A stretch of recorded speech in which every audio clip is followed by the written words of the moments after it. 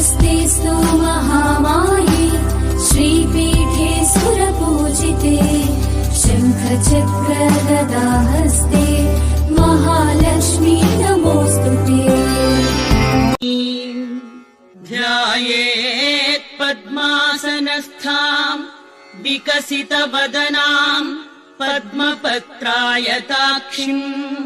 हेमाभाम् पीतवस्त्राम् करकलितलसद्धेम पद्माम्बराङ्गी सर्वालङ्कारयुक्ताम् सततमभयदाम् மேவி வரும் கருணை மனம்